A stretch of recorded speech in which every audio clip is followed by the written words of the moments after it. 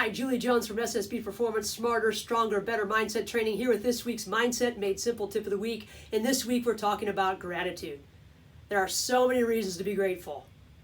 And there are so many reasons to be grateful, right? We can count a million blessings around us. And there are so many benefits to gratitude that we should make it a daily practice. I couldn't let this month get by without acknowledging the fact that it's Breast Cancer Awareness Week, which brings me to tons of gratitude. Thank you, or I'm so grateful for any of you who give money to breast cancer research. I'm certain that it helped me get through my struggle.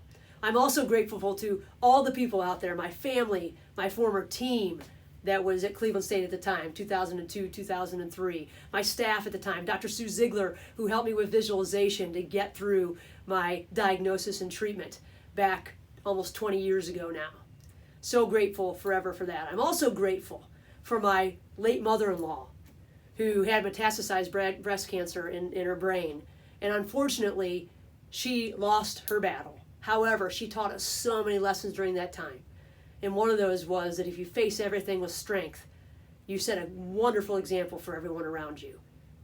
I will never forget her strength that she showed as we went through that terribly, terribly difficult time. I'm forever grateful for her attitude on a daily basis of smiling and taking one day at a time and understanding as long as we were together, everything was going to be okay.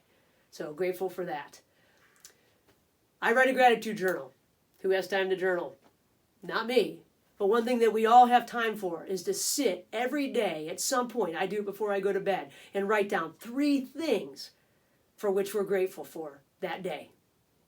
It could be the smallest thing. Sometimes I write down, or the other day I wrote down, I'm so grateful that it rained today because it allowed me to stay in the house and get things done that I've been putting off because we've had so many sunny, great, beautiful days. Sometimes they're wrapped in much more emotion, right? Grateful for the lessons that we've learned from our grandparents or whatever it might be. There are so many things to count. Like they say, count your blessings. I then, just the other night, was sitting and flipped back through and looked at some of the things that I've been grateful for in the past. What a great boost. It helped me relive all of those things and remind myself of this amazing life that I have and all the blessings that I've been given. What a great way to end the day. After I write my 3 things down, I also write down my personal positive affirmation, the me that I want to be, or the me that I see, we'll put it that way, our destination postcard. I write down that I'm the leading mental performance coach in college athletics and in Ohio, in business and things like that. We know that's not true. I'm not trying to pretend that it is, but I know this, that every time I write it down, I am forced to think about the ramifications of that goal. What do I need to do tomorrow to take one step closer to that? Maybe even more importantly, what did I do today that I should celebrate that got me one step closer to that? Or on those days that I'm just not feeling it, I don't trust myself, I don't really think that I can do it, I'm not cut out for this, or it's too much time, whatever all those little limiting beliefs throw into my head, as we all have, or those days that I just don't believe that I can, I write it down anyway. When we write things down, it makes us have a stronger connection to that goal or that fact or whatever it is. There's lots of benefit in that. They say that those that write down their goals in vivid terms are much more likely to achieve them. It's a simple practice, right? We write down 3 things that we're grateful for. How hard is that? Even on the worst days, you can find 3 little things. It may be that you put your feet on the ground and you took a breath and you were healthy that day, or healthy enough to get out of bed, which some people can't. It may be that you won the lottery. I don't know. It could be anything. But writing those things down changes the chemicals in our brain. It changes our perspective. It leads to planning. We have to look for bright spots. We know we have to write it down at night. So let's see, what's going on great for me today? It keeps us looking for the good. Writing down our affirmation, a lot of times it leads to prayer for me. And it too leads to planning. What do I need to do tomorrow?